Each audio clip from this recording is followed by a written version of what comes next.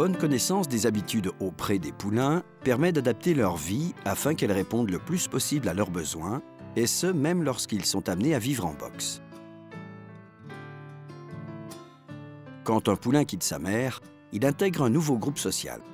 Il ne peut plus alors compter sur celle qui jusqu'alors le protégeait et doit se faire accepter de ses congénères et gagner sa place au sein de la harde à force de tempérament et de caractère.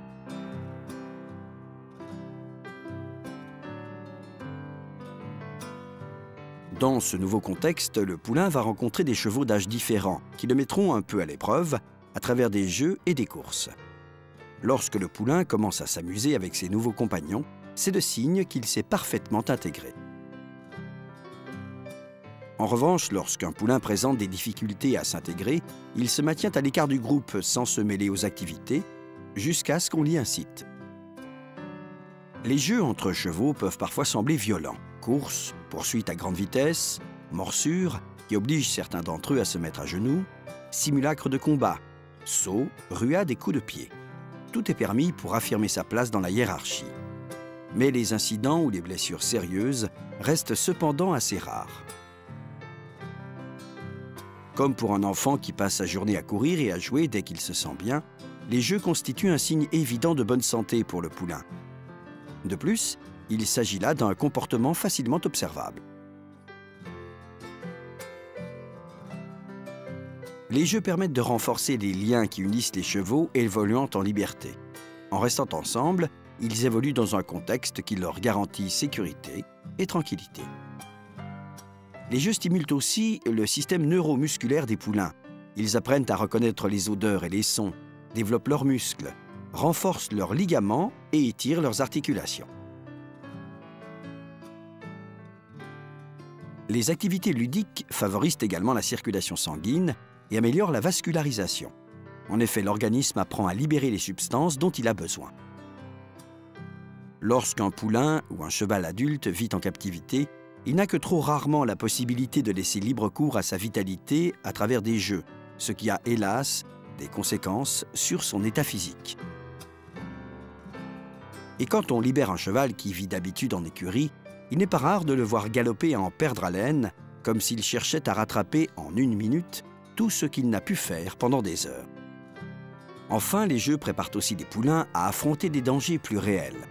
Ils s'amusent ainsi à reproduire certaines situations, comme par exemple la fuite face à un prédateur, pour pouvoir se tenir prêt le cas échéant.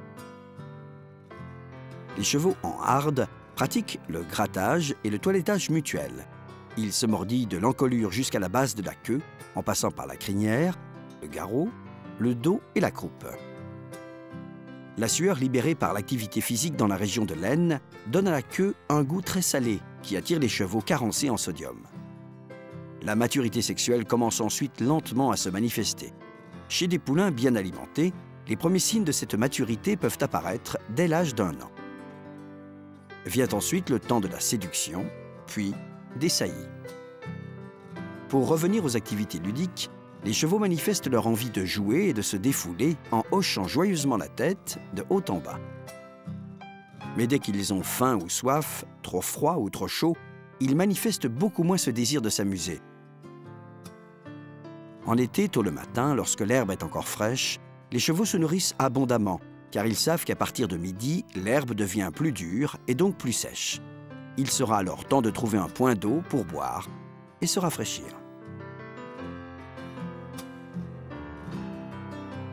Les matins d'hiver, par contre, ils attendent patiemment que l'herbe des prés dégèle, avant de la gratter avec leurs sabots pour la débarrasser du givre. Après en avoir mangé une bonne quantité, ils chercheront là encore un point d'eau pour se désaltérer. Entre-temps, les chevaux défèquent, ce qui représente la première activité digestive de leur journée. Les chevaux ne boivent pas énormément d'eau le matin, et pourtant ils en éliminent une grande quantité dans leurs urines. Ils se remettent ensuite à manger, profitant d'une herbe encore fraîche. Ce n'est que lorsqu'ils sont vraiment rassasiés qu'ils se mettent à trotter et à galoper pour se dégourdir les jambes. Vers midi, ils s'allongent pour se reposer et dormir. Les chevaux se reposent mieux la journée que la nuit. La nuit, en effet, ils doivent garder tous leurs sens en alerte. Il arrive souvent pendant l'été de voir des chevaux dormir en plein soleil au lieu de profiter de l'ombre. Il y a une raison à cela. Les insectes étant surtout attirés par les endroits frais et humides, les chevaux préfèrent rester au soleil pour être un peu plus tranquilles. Sans oublier que leur poil les protège aussi des rayons du soleil. À la tombée de la nuit, l'herbe des prés se recouvre à nouveau d'humidité et les chevaux se remettent à manger. En hiver, ils se réservent la meilleure nourriture pour la nuit, car ils auront besoin de plus d'énergie pour supporter le froid. Et quand le soir arrive, ils se rapprochent les uns des autres pour se sentir entourés. Ils savent que le groupe représente un gage de sécurité.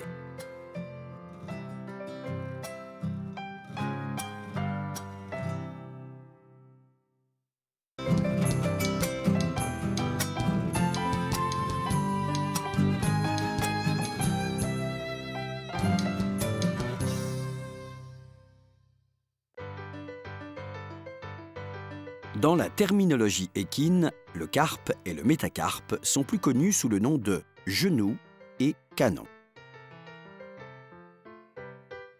Le carpe s'articule dans sa partie supérieure avec le radius et le cubitus, qui constituent la structure osseuse de l'avant-bras chez le cheval. Bien que les 4 doigts de l'Eohippus, l'ancêtre du cheval, se soient transformés au cours de son évolution en un sabot unique et solide, l'articulation du genou est restée, elle, pratiquement identique. Le carpe n'est pas un os unique. Il se compose de 8 petits os carpiens répartis en 2 rangées. Ces petits os carpiens sont reliés entre eux par des ligaments qui en limitent la mobilité. L'articulation du genou comprend aussi des capsules, des gaines, des ligaments, des artères, des veines et des nerfs qui descendent vers le pied du cheval. Toute cette structure est protégée par la peau qui doit être sèche, c'est-à-dire sans tare ou grosseur due à une production excessive de liquide synovial. Au-dessus du genou et sur la face interne de l'avant-bras, on peut remarquer chez de nombreux chevaux une excroissance cornée appelée châtaigne, dont on pense qu'elle serait le vestige du coussinet du carpe.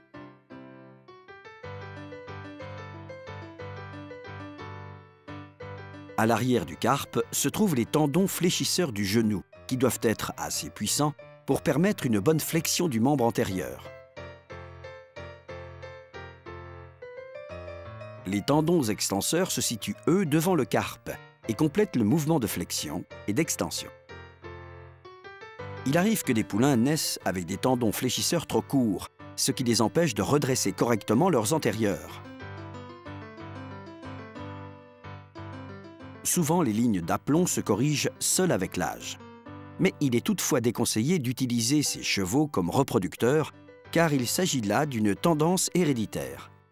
À l'inverse, certains chevaux présentent des tendons fléchisseurs trop souples, souvent responsables d'une légère luxation ou dislocation de l'articulation du genou.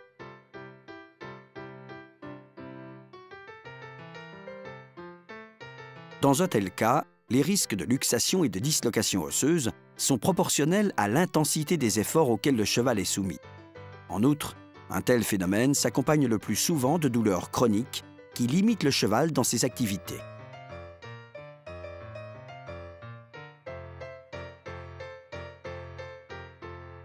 Dans sa partie inférieure, le carpe s'articule avec le métacarpe, autrement dit, l'os du canon.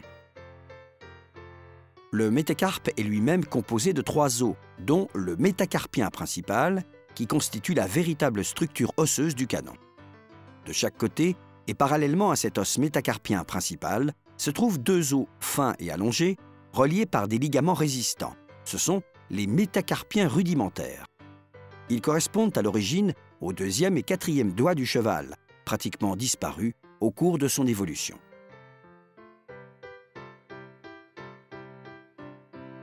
La partie inférieure de ces métacarpiens rudimentaires est très étroite, et lorsque les aplombs du cheval sont défectueux, elle supporte davantage de poids qu'en temps normal, ce qui peut provoquer sa dislocation ainsi que la distension des ligaments qui la relient au métacarpien principal.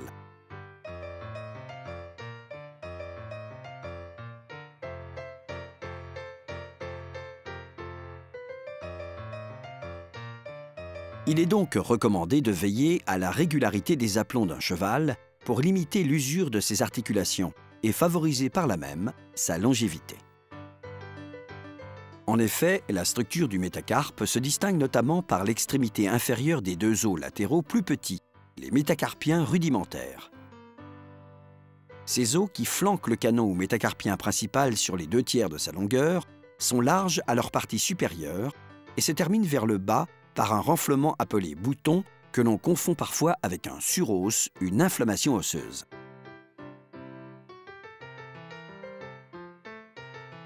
Mesurer le périmètre du canon permet de se faire une idée de la structure osseuse générale d'un cheval. Il faut pour ce faire exercer une petite pression sous le genou sur la partie la plus étroite du canon. On peut ensuite comparer cette mesure avec celle d'autres chevaux du même âge et de la même race.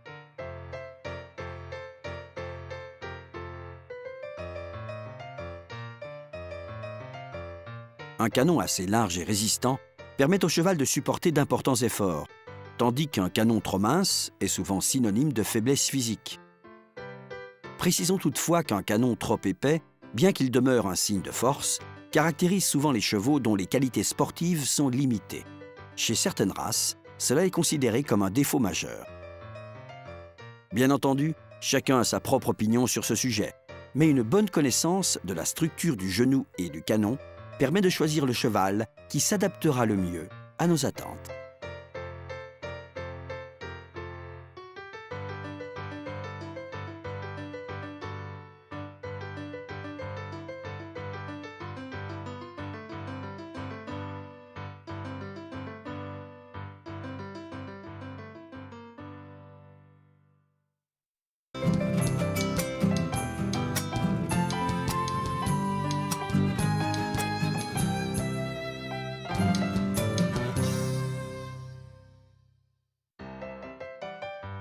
Les séances d'équithérapie sont dirigées par une équipe pluridisciplinaire de professionnels dont l'objectif est de proposer à chaque patient un programme de travail personnalisé.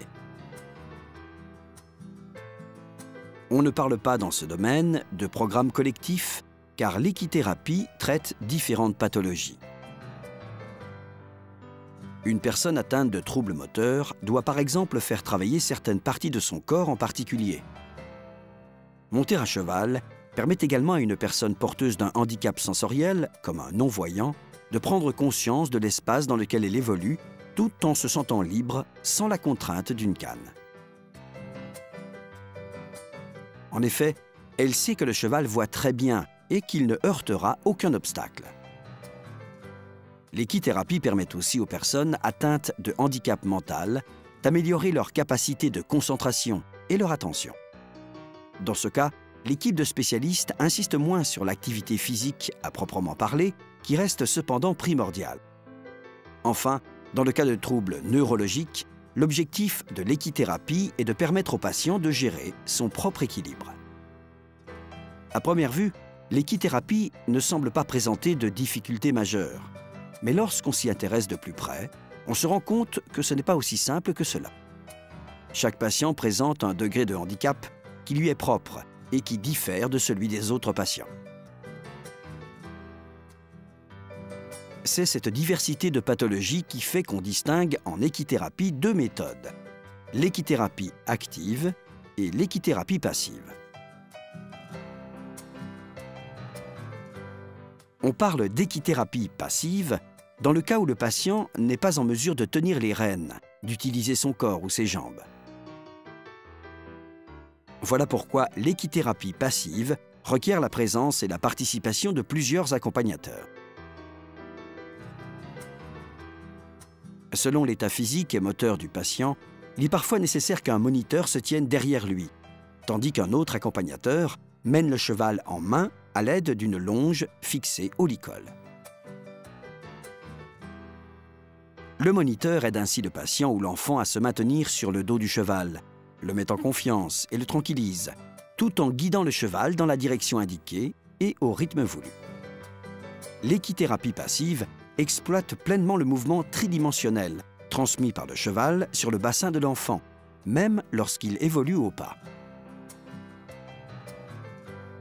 Le fait de travailler sans selle permet une meilleure transmission de ce mouvement et aide les enfants à améliorer et à renforcer leur équilibre, ainsi que leur tonus musculaire. Ce mouvement tridimensionnel reproduit en effet le mouvement de marche de l'être humain. Il permet donc de solliciter de manière identique les ligaments et les muscles, tout en améliorant la circulation sanguine dans l'ensemble du corps. Si l'on incite l'enfant à se pencher en arrière et à prendre appui sur les hanches du cheval, les mouvements de sa tête et de son buste vont lui permettre de corriger la mauvaise position de sa colonne vertébrale. On peut également placer l'enfant perpendiculairement au dos du cheval, toujours au niveau de ses hanches. Cette position permet notamment de renforcer les muscles de l'épaule et du cou.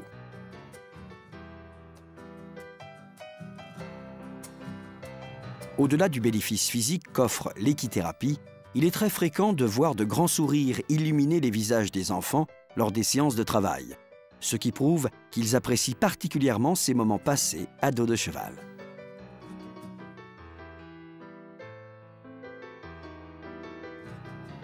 Lorsqu'un patient est en mesure de contrôler ses mouvements, de gérer son propre équilibre et qu'il est en outre doté d'un tonus musculaire suffisant, il est possible d'envisager des exercices sans l'aide de moniteurs. On parle alors d'équithérapie active.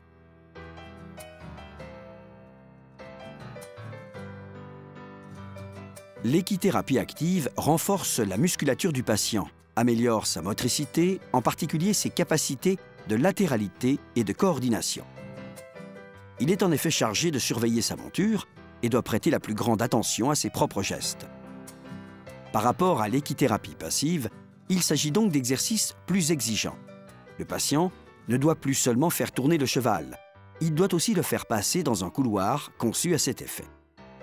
Lorsqu'il arrive à proximité d'un petit obstacle, comme des cavaletti par exemple, il doit coordonner ses propres mouvements avec ceux de sa monture. Il doit donc sentir à travers les rênes le contact avec la bouche du cheval et veiller à ce que sa main soit la plus légère et la plus fine possible. L'équithérapie active offre aux patients la possibilité d'assouplir et de détendre des muscles qui sont généralement crispés et trop rigides. Elle permet également aux personnes souffrant d'un déficit du tonus musculaire de développer leur motricité et leur force. Il est difficile de dresser une liste exhaustive des exercices d'équithérapie destinés aux patients. On peut simplement affirmer que c'est parfois la nouveauté et la surprise qui favorisent la réadaptation.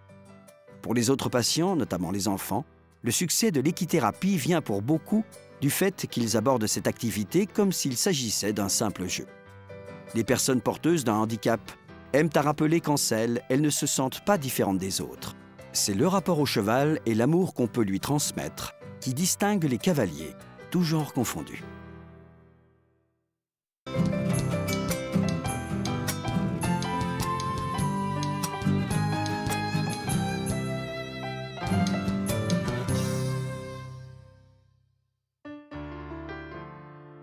Ce qui nous pousse jour après jour à soigner et à entraîner des chevaux, c'est avant tout l'amour qu'on leur porte et le plaisir que nous procure leur compagnie. Mais il existe aussi une autre raison essentielle, la compétition.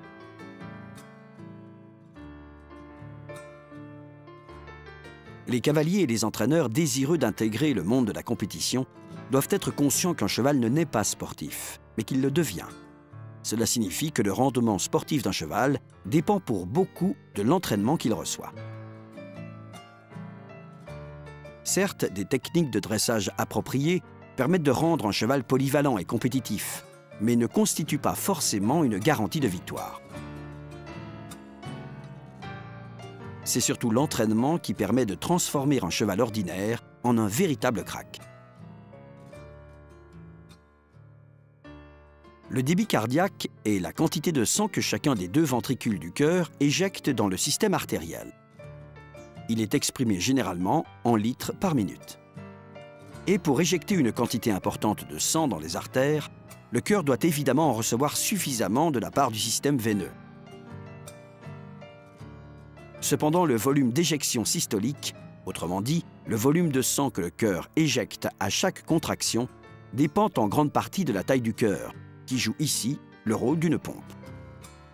Il existe toutefois une controverse à propos de la taille du cœur ou muscle cardiaque chez les chevaux. D'aucuns soutiennent qu'elle est conditionnée par l'entraînement, d'autres qu'il s'agit ni plus ni moins d'une caractéristique génétique. Ce dont on est certain en revanche, c'est que le débit cardiaque est proportionnel à la taille du muscle cardiaque. Et plus le débit cardiaque est conséquent, plus la capacité aérobie du cheval est importante. Chez les chevaux de course, la contraction des ventricules du cœur et l'éjection du sang hors de la cavité cardiaque correspond à un laps de temps d'environ 0,12 secondes. C'est un électrocardiogramme qui permet de révéler cette donnée. Dans le cas d'un cœur d'environ 3 kg, cet intervalle de temps peut descendre jusqu'à 0,10 secondes, tandis qu'avec un cœur de 5,4 kg, il peut monter jusqu'à 0,13 secondes. On peut donc affirmer que plus cet intervalle est long, plus la capacité athlétique du cheval est importante. Des résultats similaires ont été obtenus avec des chevaux d'endurance. Il ne fait aucun doute cependant qu'un entraînement méthodique et régulier a pour effet d'augmenter chez le cheval sa masse cardiaque, ainsi que l'épaisseur de ses parois ventriculaires. Le cœur d'un cheval est d'autant plus efficace que sa fréquence cardiaque est basse. En effet, cette fréquence s'élève naturellement lors de l'entraînement, ce qui provoque une augmentation du volume d'éjection systolique et donc du débit cardiaque. Et plus ce débit est élevé, plus la quantité d'oxygène distribuée aux organes est importante. Lors de traditionnels exercices sur tapis roulant, on a remarqué que la fréquence cardiaque de chevaux soumis à un entraînement régulier était plus basse que celle de chevaux qui ne travaillaient ou ne s'entraînaient que très peu, et ce, grâce à un débit cardiaque plus élevé. Au début d'un exercice, on remarque en général une augmentation du flux sanguin vers les muscles sollicités par l'effort. Cette augmentation est due au processus de vasodilatation, lui-même provoqué par la libération de potassium. Chez des chevaux soumis à des efforts particulièrement intenses, ce flux sanguin peut être multiplié par 10. Au cours des exercices, on assiste aussi à une augmentation du flux sanguin à la surface de la peau. Cela favorise une meilleure répartition de la chaleur et permet à la température corporelle de baisser. Il est déconseillé de faire travailler des chevaux qui viennent juste de manger. En effet, lorsque le flux sanguin augmente dans les muscles et à la surface de la peau, il diminue au niveau de l'appareil digestif. Et fatalement, cela va rendre la digestion du cheval plus difficile. Lorsque le cheval effectue un exercice particulièrement exigeant, les artérioles de ses fibres musculaires se compriment et peuvent bloquer la circulation sanguine. Ce phénomène peut être à l'origine d'une hypoxie, autrement dit, d'une diminution de la quantité d'oxygène distribuée par le sang aux tissus. Selon l'intensité et la durée de l'effort, cette hypoxie peut avoir une influence directe sur les muscles et limiter leur action.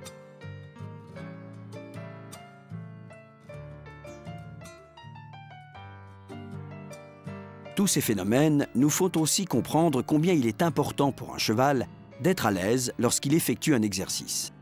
En effet, il doit être dans les meilleures dispositions possibles pour que son organisme puisse équilibrer et corriger ses paramètres physiologiques lorsqu'il subisse des altérations. Une sangle trop serrée, par exemple, va empêcher le cheval de gonfler son thorax pour respirer correctement. Un cheval mal dressé résiste à son cavalier. Sa nervosité va faire augmenter la demande en oxygène de l'organisme, parfois quelques instants avant une course, ce qui n'est pas recommandé. Il faut donc veiller au confort physique et psychologique de notre cheval.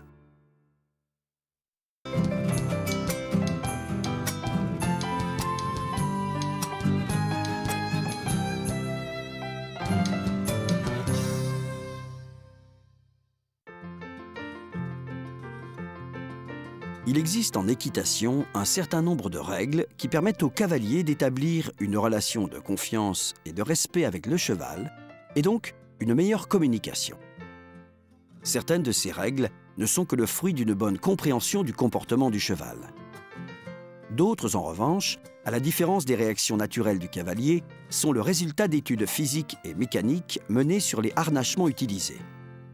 Au même titre que certains mouvements du cavalier, il est nécessaire de connaître le rôle de ces éléments pour qui souhaite perfectionner son équitation.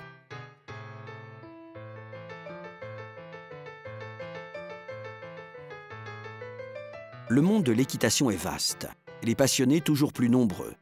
On trouve naturellement tous les niveaux d'expérience et de connaissances, avec cependant un objectif commun, prendre du plaisir et passer un bon moment à cheval, en pleine nature, et oublier pour certains les tracas de la vie quotidienne.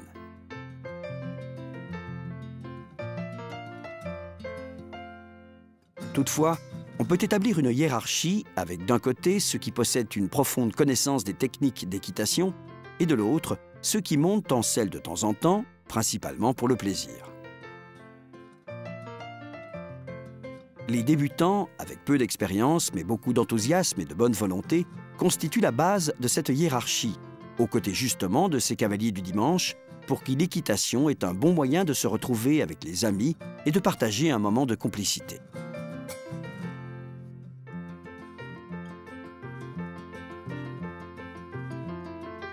On trouve ensuite en montant dans la hiérarchie un nombre plus restreint mais tout à fait respectable de cavaliers qui partagent depuis toujours l'amour des chevaux et la passion de l'équitation en tant que loisir. Certains prennent part à des compétitions et à des concours, d'autres encore entraînent, achètent ou vendent des chevaux. Parfois, leur métier leur permet de s'engager un peu plus dans cette activité. Ils deviennent alors acteurs du monde de l'équitation, bien que le temps qu'ils y consacrent soit encore bien loin de celui du monde de l'équitation professionnelle. Tout en haut de la hiérarchie, on retrouve donc les professionnels, des hommes et des femmes qui ont dédié leur vie aux chevaux, améliorant sans cesse leur pratique de l'équitation en devenant de véritables confidents pour leur monture.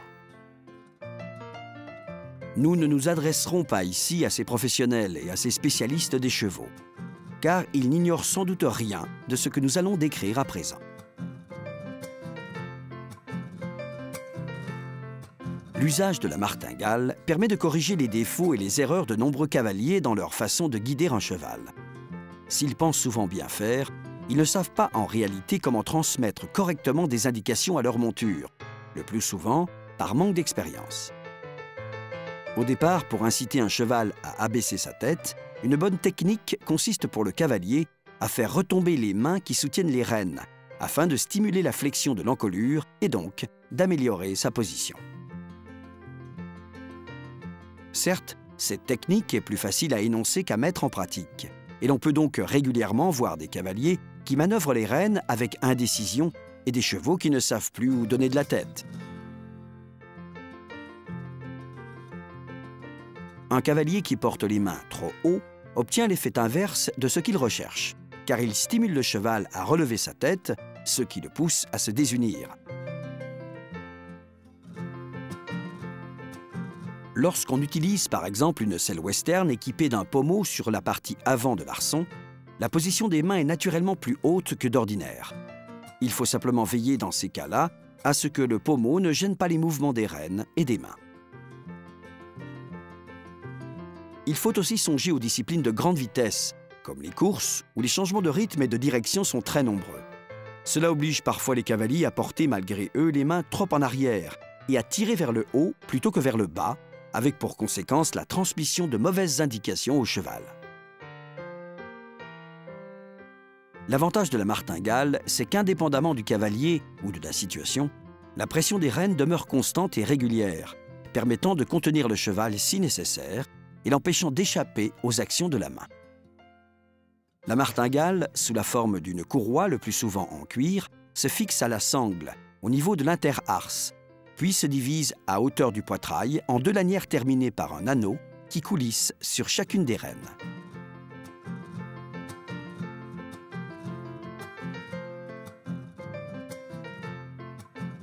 Des arrêtoirs sont placés sur les rênes du filet pour empêcher les anneaux de la martingale de se coincer dans ceux du mors. Les anneaux doivent se trouver à la hauteur de la bouche du cheval.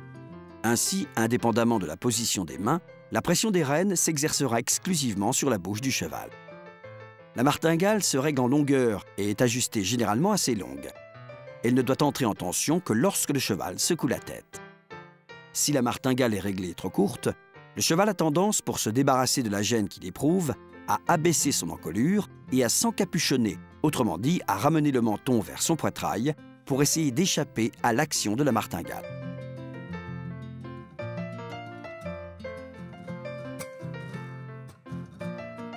L'usage de la martingale est conseillé notamment pour les personnes débutantes en équitation, car elle canalise les mouvements latéraux du cheval. Elle est aussi utilisée dans les disciplines où la vitesse et les mouvements du cavalier l'empêchent d'être toujours très précis dans ses indications. En saut d'obstacle, elle permet au cavalier de maintenir le contact si son cheval lève la tête, notamment pour ajuster sa vision à l'approche d'une barre. Comme tous les enraînements, la martingale doit être utilisée avec une grande modération et remplacée dans le temps par une équitation mieux maîtrisée, des aides naturelles qui s'affirment et une technique de dressage affinée.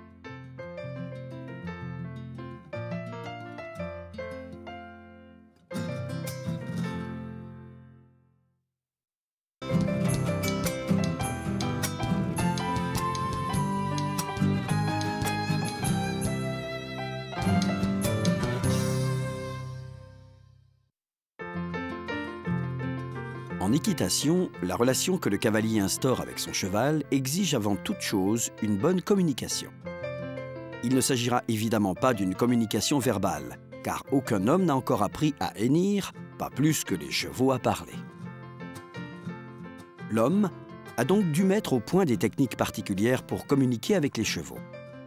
Ces moyens de communication sont communément appelés en équitation des aides. Elles peuvent être naturelles comme artificielles. Tout cavalier doit être conscient que ces aides permettent aussi d'éviter que le cheval n'en fasse qu'à sa tête ou ne soit guidé que par son seul instinct. Les aides réduisent en effet les risques de mauvais coups et offrent au cavalier un meilleur contrôle sur sa monture. L'action des jambes, qui constitue une aide naturelle, doit être fine et discrète. Si l'on n'obtient pas de réponse, il faut donner un petit coup de talon sur le flanc du cheval.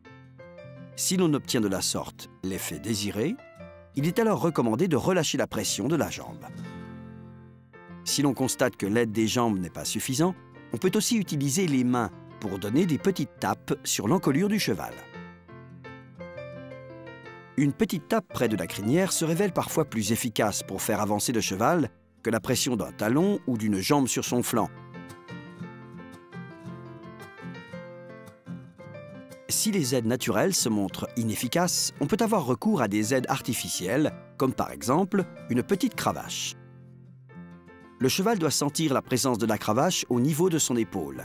C'est souvent le bruit de la cravache, plus que son contact sur la peau, qui provoque une réaction de la part du cheval. À l'usage, cette badine présente l'avantage de pouvoir garder le contrôle des rênes.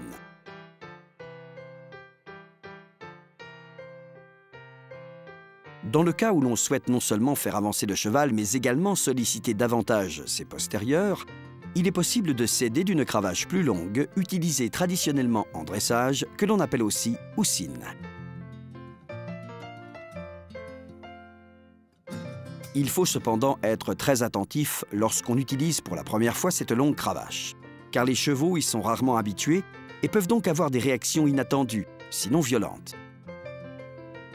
L'inconvénient des cravaches, bien qu'elles permettent évidemment de stimuler le cheval, c'est qu'elles sont souvent utilisées d'un seul et même côté. À la longue, cela peut altérer les allures ou l'équilibre du cheval. Lorsque c'est le cas, et que l'on souhaite y remédier, il est alors possible d'opter pour les éperons. L'avantage des éperons pour le cavalier, c'est qu'il peut les utiliser à n'importe quel moment et à n'importe quel endroit, là où une cravache exigeait parfois un changement de main, par exemple.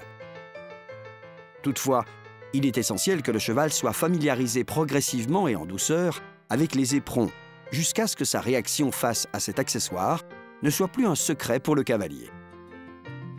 L'idéal est de lui faire fléchir la tête d'un côté pour actionner l'éperon de l'autre, suffisamment pour que le cheval ressente son contact. Si la réaction du cheval est très violente, il faut lui faire exécuter un petit cercle avec la rêne de contrôle. L'action de l'éperon peut être aussi bien latérale que perpendiculaire. Naturellement, cette dernière est beaucoup plus sévère. Il faut donc être très vigilant. Souvent, les chevaux manifestent leur irritation face aux éperons et à la cravache en agitant vivement leur queue. On dit alors qu'ils fouaillent. Dans certaines épreuves, les chevaux peuvent être pénalisés s'ils fouaillent de façon exagérée. Il faut donc veiller à ne pas provoquer ce réflexe chez le cheval. On trouve également d'autres accessoires en équitation, certains étant notamment utilisés à des fins correctives. Les martingales, qui peuvent aussi bien être fixes qu'à anneaux, permettent de limiter les mouvements de la tête du cheval vers le haut. Elles se fixent d'un côté sur la sangle et de l'autre sur les rênes ou la muserolle. Quant aux embouchures, elles peuvent, selon les cas, provoquer chez le cheval des réactions violentes. Il arrive également qu'elles soient au contraire trop douces, ce qui peut rendre le contrôle du cheval plus compliqué que prévu. Il faut donc attacher une grande importance au choix de l'embouchure. L'usage des aides, notamment artificielles, nous semble très utile, en particulier si le cheval n'en est qu'au début du processus de dressage. Cependant, il faut aussi savoir les abandonner au fur et à mesure du temps et de l'évolution de la relation que nous entretenons avec notre monture. En revanche, nous déconseillons vivement d'utiliser une embouchure corrective ou trop sévère pour résoudre une difficulté. Cela ne fera qu'accroître la nervosité du cheval et aggravera le problème. Car les chevaux se souviennent toujours de la façon dont une difficulté a été résolue. Si une situation similaire se présente, ils se rappelleront la correction trop sévère, même lorsque l'aide qui avait permis de corriger le comportement en question n'est plus utilisée. Conclusion, les aides sont aussi utiles au début qu'elles doivent se faire discrètes dans le temps.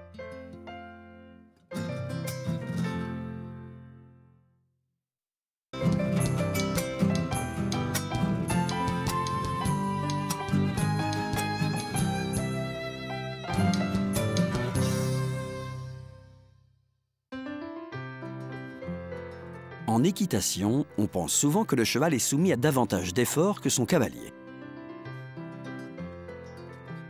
Mais lorsqu'on s'intéresse de plus près aux mouvements et aux efforts du cavalier, on se rend compte qu'il sollicite énormément son corps. Il suffit d'ailleurs de songer aux douleurs musculaires que l'on peut ressentir après une journée d'équitation lorsque le corps n'est pas suffisamment entraîné. Et l'on comprend aisément pourquoi l'équitation est bel et bien un sport à part entière. Il est donc vivement conseillé à tous les cavaliers de s'entraîner et de s'échauffer avant de monter à cheval. C'est encore le meilleur moyen pour limiter les douleurs ainsi que les risques de blessures. Lorsqu'un cavalier monte à cheval, il se cale dans la selle. Il doit écarter les jambes pour bien adhérer au siège et faire en sorte que la surface de contact entre son corps et la selle soit la plus large possible. En écartant les jambes, le cavalier s'assoit en effet au fond de la selle. Il doit alors laisser descendre ses jambes, dont il étire en se faisant les muscles et les ligaments. Pour travailler les muscles concernés, il faut étirer les jambes. Pour étirer la jambe droite, par exemple, il faut la tendre le plus possible vers l'extérieur, en prenant appui sur la jambe gauche, qui doit être fléchie. Lorsqu'on se redresse, on relâche l'effort, mais quand on plie de nouveau la jambe, on sent les muscles, en l'occurrence les adducteurs, s'étirer une nouvelle fois. On peut alors répéter l'exercice en essayant d'éloigner le plus possible du corps le pied de la jambe que l'on étire pour accentuer la difficulté et par conséquent l'effort. Quand on effectue ces étirements, il faut veiller à garder le dos droit et les épaules bien alignées pour compenser la tendance naturelle qui consiste à fléchir le dos vers la jambe pliée. Pour abaisser suffisamment ses talons, une fois en selle, et après avoir chaussé les étriers, le cavalier doit étirer son tendon d'Achille. Pour s'entraîner, il faut tendre une jambe en arrière, en veillant à bien maintenir le talon en contact avec le sol, puis fléchir dans le même temps le genou de la jambe opposée. Plus on se baisse et plus on étire le tendon d'Achille. Il faut savoir qu'un cavalier peut utiliser les mouvements de son corps pour modifier les allures de sa monture. C'est ce que l'on appelle le déplacement d'assiette. Par exemple, en se penchant en arrière, il pousse le cheval à aller de l'avant. En se portant au contraire vers l'avant, il décharge l'arrière-main du cheval pour l'aider notamment à sauter un obstacle ou à reculer. Pour bien accompagner le rythme et les mouvements du cheval dans les différentes allures, le cavalier doit faire preuve d'une grande souplesse, essentiellement au niveau de sa colonne vertébrale. Il doit en particulier, dans les lignes droites, amortir les réactions de son cheval par le jeu des articulations de son bassin en le basculant en avant et en arrière.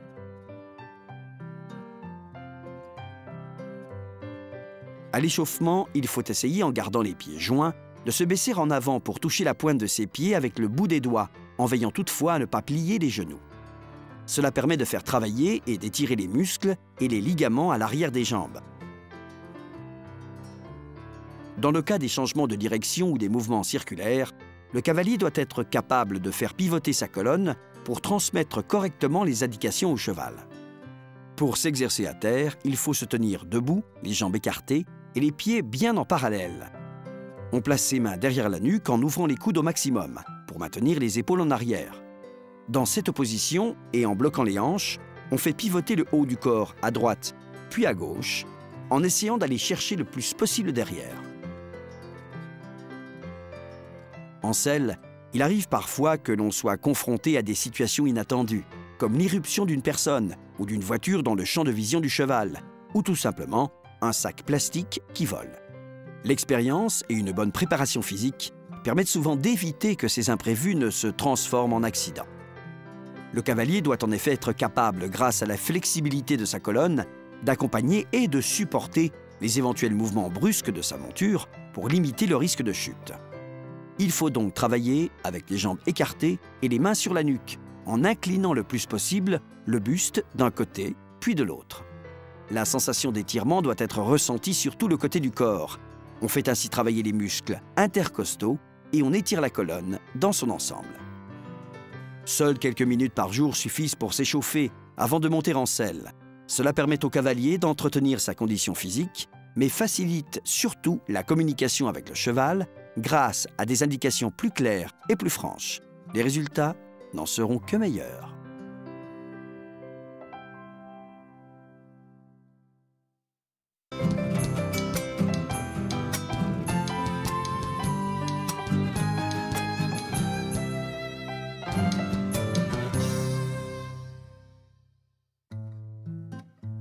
Certains éleveurs avaient recours aux couloirs de contention pour pratiquer différents soins et examens sans courir de risques, notamment des vaccinations ou des échographies.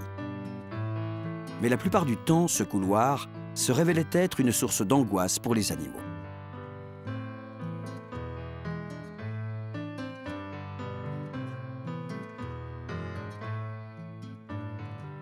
Leur appréhension au moment d'y pénétrer était assez comparable à celle d'un homme qui s'apprête à subir une opération. Nous allons évoquer ici le cas d'une jument, pourtant dotée d'un tempérament très calme, qui fut confrontée à cette situation. À 2 reprises, elle avait refusé d'entrer dans le couloir de contention, avant d'y être contrainte. Il avait en effet fallu l'intervention de plusieurs personnes, munies d'une longue corde, pour la pousser à s'engager dans le couloir. Hélas, la jument s'était retrouvée dans un état de nervosité extrême, se demandant avec anxiété ce qui était en train de lui arriver. Le moindre mouvement brusque de sa part pouvait se révéler dangereux, et c'est en effet ce qui arriva. Elle finit par endommager la porte qui se trouvait derrière elle en ruant, se blessant d'ailleurs assez sérieusement. Les propriétaires de la jument décidèrent alors de faire appel au dresseur Martin Hardoy pour résoudre cette difficulté et rééduquer la jument. Martin Hardoy commença sans plus attendre à faire marcher la jument en la menant en main avec longe et licol. Son objectif était de l'obliger à rester à ses côtés, en exerçant de petites pressions sur son nez dès qu'elle manifestait l'envie de s'éloigner ou de reculer, et en relâchant la longe et la pression dès qu'elle se rapprochait. La jument comprit assez vite qu'elle gagnait à rester à ses côtés. La pression doit toujours être exercée par de petits à-coups. En effet, tirer d'un seul coup sec sur la longe s'avère bien moins efficace que de petits à-coups légers mais répétés. Après seulement quelques instants, la jument suivait calmement Martin Hardoy, libérée de toute sensation désagréable.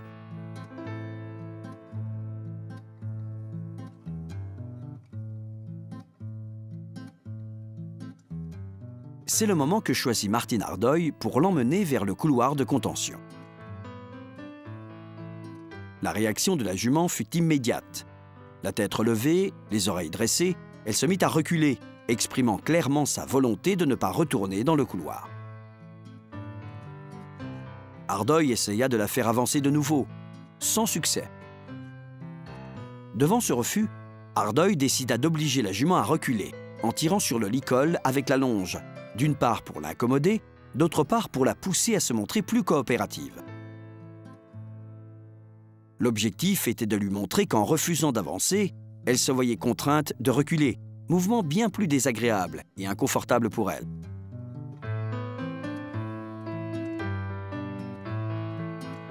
Après avoir répété l'opération à plusieurs reprises, Ardeuil réussit enfin à faire aller la jument de l'avant. Ils arrivèrent petit à petit à proximité de l'entrée du couloir.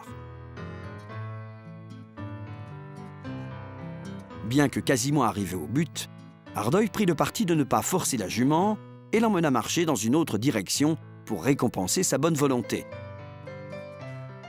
L'évolution du comportement de la jument prouvait bien qu'elle comprenait parfaitement ce que le dresseur attendait d'elle. Il recommença ensuite l'exercice jusqu'à ce que la jument finisse par entrer entièrement dans le couloir de contention. Pour qu'elle se détende, Ardeuil prit la précaution de ne pas fermer les portes. Il lui fit donc simplement traverser le couloir et la fit sortir de l'autre côté. Par la suite, la jument afficha plus d'entrain. Son appréhension semblait, comme par miracle, avoir complètement disparu. Ardeuil saisit alors l'occasion pour la faire freiner et l'immobiliser au milieu du couloir. Pour la calmer et la mettre en confiance, quelques caresses et un peu de foin et d'avoine ne furent pas de trop.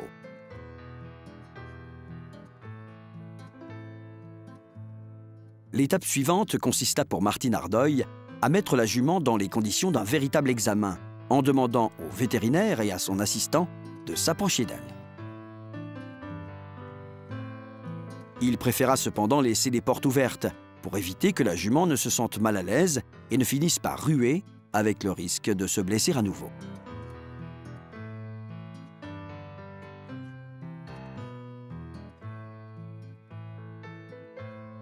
L'intervention d'Ardeuil fut finalement couronnée de succès, car la jument ne montra plus aucun signe de nervosité dans le couloir.